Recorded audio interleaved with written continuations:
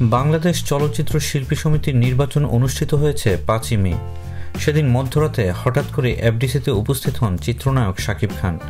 এসেই তিনি ভোট গণনা কক্ষে প্রবেশ করেন।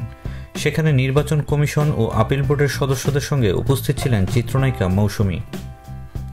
ভোট কেন্দ্রে উপস্থিত কমিশনের সদস্যরা শাকিব খানকে সেখান থেকে চলে যেতে বলেন। এরপর শাকিব খান বের হতে চাইলে বাইরে থেকে প্রতিদ্বন্দ্বী প্রার্থীর একদল লোক তার উপর আক্রমণ চালায়। নিজেকে বাঁচিয়ে সেখান থেকে শাকিব খান বের হয়ে গেলেও এ নিয়ে চিত্রকরায় চলছে ব্যাপক সমালোচনা। এই ঘটনা নিয়ে কেউ বলছেন শিল্পী সমিতির নির্বাচনের দিন গভীর রাতে ভোট গণনা কক্ষে পেছনের দরজা দিয়ে ঢুকেছেন শাকিব। কেউ বা বলছেন ভোট গণনা প্রভাবিত করতে তিনি সেখানে গেছেন। আসলে কি হয়েছিল সেই রাতে, এ নিয়ে নির্বাচনের দুদিন পর মুখ খুললেন চিত্রনায়িকা মৌসুমী। তিনি বলেছেন, আমরা সবাই তখন ভোট গণনা রুমে বসা। এমন সময় হঠাৎ সেখানে শাকিবকে দেখতে পেলাম। চোখে ঘুম ঘুম ভাব। এসে বলল, শিল্পীরা আমার কাছে অভিযোগ করেছেন, তাই পরিস্থিতি দেখতে এসেছি। আমি তো ঘুমিয়েছিলাম। ফোন পেয়ে ঘুম থেকে উঠেই চলে এলাম। এরপর শাকিব আপিল বোর্ডের সদস্যদের উদ্দেশ্যে কথা বলেন। শাকিব ঢোকার আগ পর্যন্ত ভোট গণনা কক্ষে আপিল বোর্ড সদস্য খোরশেদ আলম খসরু ভাই ছিলেন। এরপর সেখানে আসেন নাসির উদ্দিন দিলু ভাই।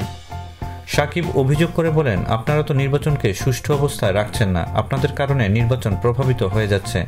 আপনাদের এখানে থাকার কথা নয়। কেউ নির্বাচন পরবর্তী অভিযোগ করলে আপনারা তখনই আসবেন।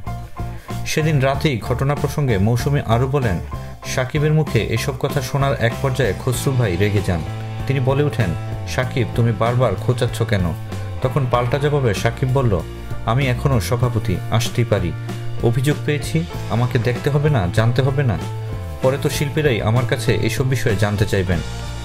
এরপর খসরু ভাই চিল্লাচিল্লি করেন। অবস্থা এমন হয়ে যায় আমি ভয় পেয়ে যাই। কেউ আর কথা বলতে চাচ্ছিল না।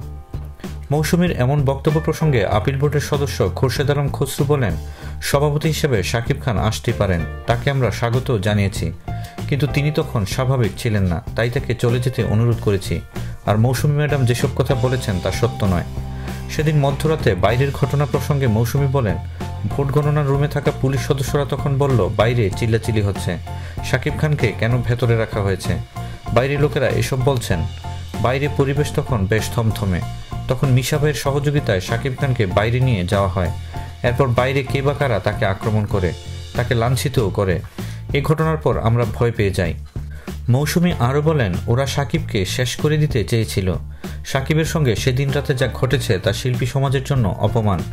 সে জাতীয় চলচ্চিত্র পুরস্কার পাওয়া শিল্পী, জাতীয় সম্পদ। তার গায়ে হাত তোলা মানে সমগ্র শিল্পী সমাজের গায়ে হাত তোলা। এরপর তো কেউ এফডিসিতে ঢুকতেই সাহস পাবেন না। এদিকে মৌসুমীর ঘনিষ্ঠ সূত্র জানিয়েছে, এফডিসিতে সেদিন রাতে যা ঘটেছিল তা নিয়ে তিনি বেশ শঙ্কিত।